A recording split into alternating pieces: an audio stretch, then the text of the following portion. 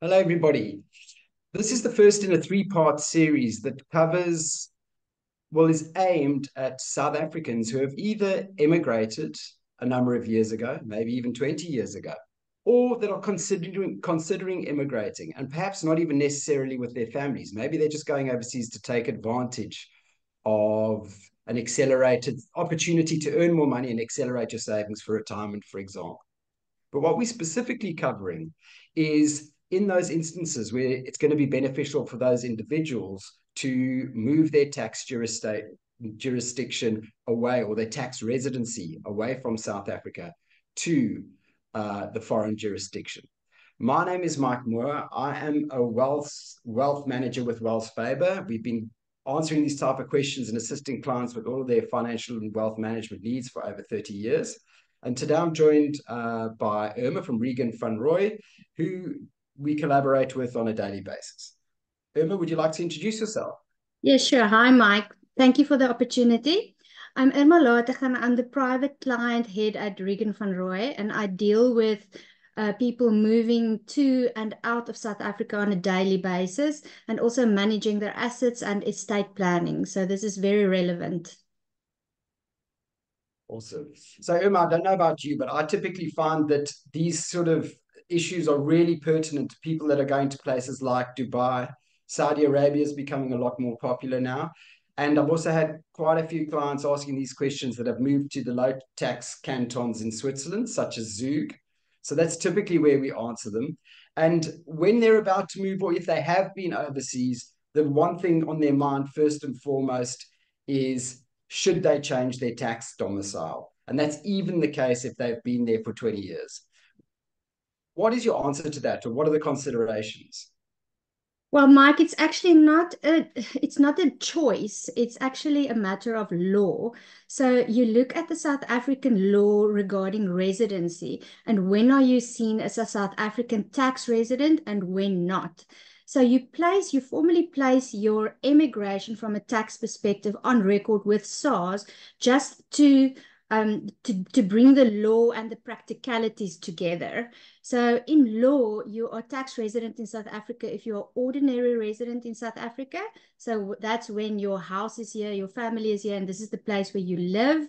Or as they say in the case law that we look at, you return from your wanderings, or where you keep your pipe and slippers. That's the first and dominant test. Then the second test is obviously the days test, or the physical presence test.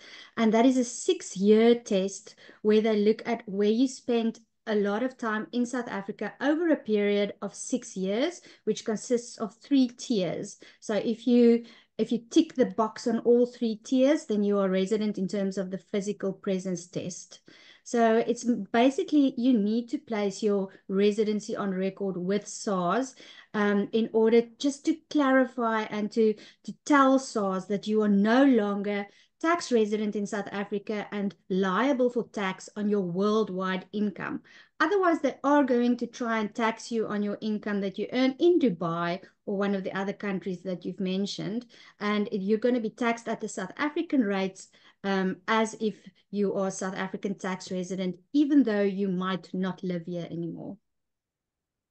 So it's clearly worthwhile if you're moving to a low tax jurisdiction. And in terms of the law, it is evident that you are now tax resident elsewhere. You would encourage somebody to explore whether or not they can achieve that.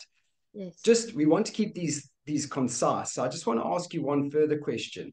In what instance is it not worthwhile doing so? Is it only in the case of a is that only the situation in the case of law when you can't actually prove that you've moved, or is there a situation where you could prove that you've moved tax domicile, but for whatever reason you don't need to place your immigration on record? It's always a good idea to make the law and the practicalities coincide. So I would always encourage people that if they've really moved, if they're really living offshore, rather to let SARS know. So it's not really a matter of should I do it or should I not? It's a matter of what is applicable to you in terms of the law. Are you really tax resident in terms of the ordinary residency test? or the physical presence test in South Africa. It also makes your life a lot easier if you've moved and you're earning offshore income, so that SARS don't come a couple of years later and say, hey, you haven't submitted your tax returns, you're behind on your taxes in South Africa, and actually you're not tax resident here anymore. So basically it's a practical question, and you just need to look at the law of where you live now. Fantastic. Okay, thanks, Irma. So that wraps this up. As I say, I want to keep it concise. In part two, we're going to discuss the implications of placing your tax residency or your change or your immigration on record with SARS. And the primary implication there is exit tax. So thanks for your answers in this part one, Irma, and we'll see everybody in part two. Thank you, Mike.